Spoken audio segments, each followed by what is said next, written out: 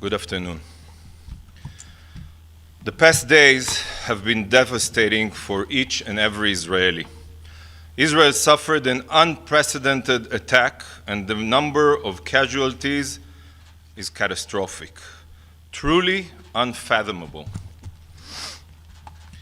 Over the past 2 days, following Hamas's surprise attack on Israel, my country has suffered hundreds of fatalities. Yesterday, in the early morning of the Jewish Sabbath and on a Jewish holiday, savage Hamas terrorists fired thousands of rockets into Israel. But this was only the beginning. As rockets rained down indiscriminately upon Israeli towns and cities, hundreds of Hamas terrorists infiltrated Israel and began a barbaric pogrom of unparalleled magnitude. Ruthless terrorists gunned down innocent Israeli civilians in the streets, murdering anything that moved, anything. I'll show you just one example. Just look at this photo of bodies of women strewn in the street, in a bus stop. Innocents murdered in cold blood. These animal-like terrorists broke into homes, gathered entire families into rooms, and shot them point blank, as if they were stomping on insects. Grandparents and the elderly, among them Holocaust survivors who endured the Nazis, were violently dragged from their homes, this time by Hamas, and taken into Gaza.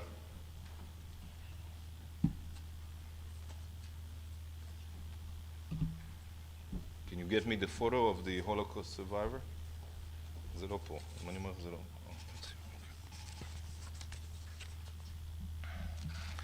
Look at this grandmother being forced to hold a Hamas terrorist rifle as he takes a picture with her.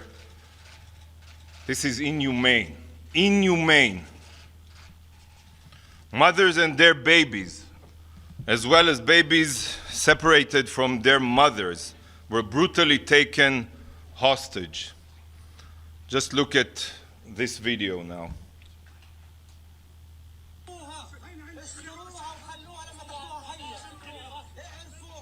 This mother is crying as she clutches her two precious babies before being put on a truck to Gaza.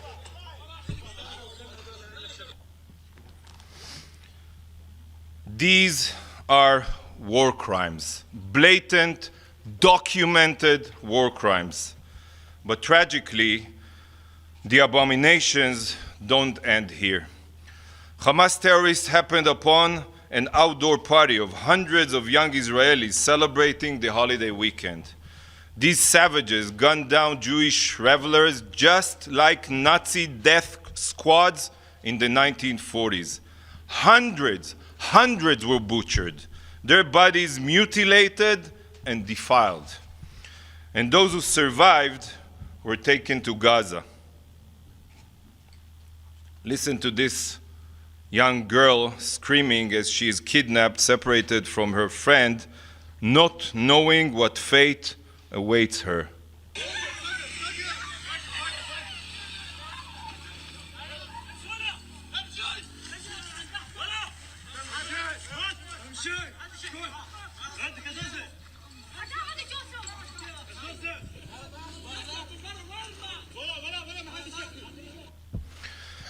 Try to comprehend the magnitude of this situation. Try to digest the ruthless inhumanity. I have seen shocking footage, graphic images that will forever be seared in my brain. What we are witnessing are war crimes, blatant, barbaric war crimes, slaughtering civilians, abusing hostages, taking babies from their mothers. There are no words to describe such savagery. I don't want to imagine what is happening right now to all of those innocent Israeli civilians being held captive in Gaza. the horrors they are enduring. Look at this, and do not forget it. The horrors.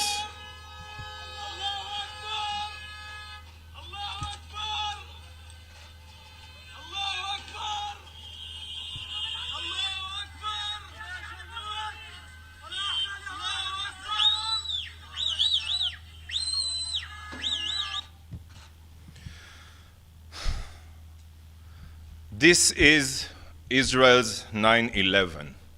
This is Israel's 9/11, and Israel will do everything to bring our sons and daughters back home. These images are horrifying. They are hard to see, and they are impossible to fully internalize. But I'm showing you all of this for a reason. Today, many members of the international community are supporting Israel, yes. But if history has taught us anything, we know that tomorrow that may not be the case. The international community, and particularly the UN and the Security Council, have a very short memory when it comes to Israel. The terror that we endure quickly becomes a side note. But this time will not be the same. We will not let the world forget the atrocities our country suffered. I want you all to remember what sadistic evil Israel is currently at war with. The world must not forget what I have shown you today. Hamas is a genocidal Islamist jihadist terror organization. It is no different than ISIS. It is no different than Al-Qaeda. There is no reasoning with genocidal jihadists. They do not want dialogue. They do not want conversation. They want one thing and one thing only: the annihilation of the Jewish state. This is a direct quote from their charter.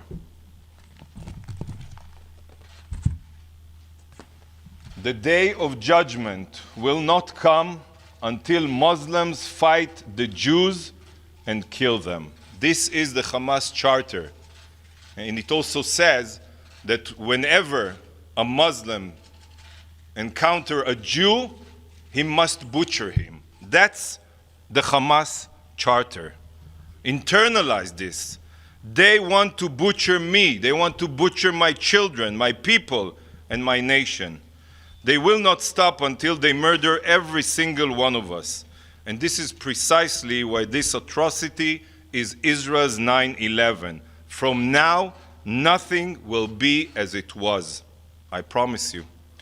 Today, we are shattering the paradigm. We are changing the equation. For 17 years, since Israel unilaterally withdrew from Gaza, and since Hamas came to power, the world has tried to reason with these terrorists, barbaric terrorists. The international community sought to rehabilitate Gaza, giving tens of billions of dollars in aid. Friends, these funds did not go to building schools or hospitals. It was exploited only for terror. Every inch of Gaza has become part of Hamas's war machine, a war machine. And you know it. Money is fungible. It enters Gaza, and then it goes straight to building terror tunnels, rocket launch pads, missile manufacturing sites, and other terror infrastructure. Economic incentives cannot change genocidal ideologies. I repeat, economic incentives cannot change genocidal ideologies. It couldn't have worked with ISIS, it couldn't have worked with Al-Qaeda, and it doesn't work with Hamas. The era of reasoning with these savages is over. Now is the time to obliterate Hamas's terror infrastructure, to completely erase it, so that such horrors are never committed again. And the international community must give Israel its full support. Mark my words, Israel may be under attack today, but this is not only a war against or on Israel. This is a war on the free world. It is a war on civilization. Israel is at the forefront of the war on terror, and if we do not succeed, the whole world will pay the price. As the Security Council prepares to meet today, Israel has one sole demand. Hamas's war crimes must be unequivocally condemned. This unimaginable atrocity must be condemned. Israel must be given steadfast support to defend ourselves, to defend the free world. Israel will not accept any false, immoral comparisons between a savage terror group that targets innocent and the democratic state of Israel. This is not the comparison that the UN or the Security Council can do. There is no reconciling with genocidal terrorists.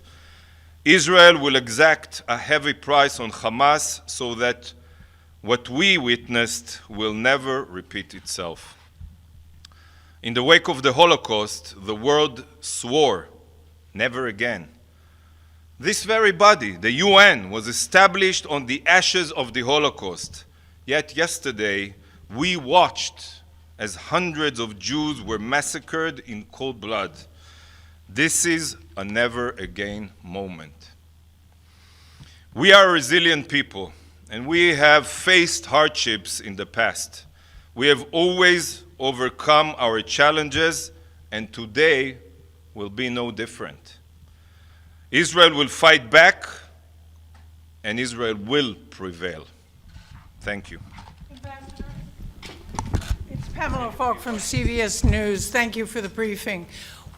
Do you expect a unity statement out of the Council? And if not, which countries do you think might resist that? And can you tell us anything about hostages, including Israelis and Americans and other nationalities? Thank you.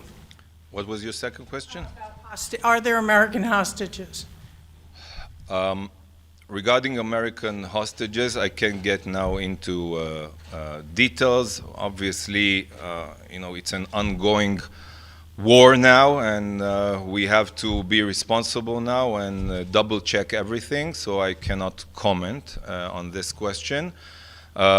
Regarding our demands/expectations, as I said, it's hard to imagine countries objecting or our expectations, but we can never know. As I said, our only expectation is the obvious expectation that the UN that was founded, and especially the Security Council, to prevent wars, to fight terrorism, would and will condemn unequivocally the Hamas's atrocities and defend Israel's right to defend itself.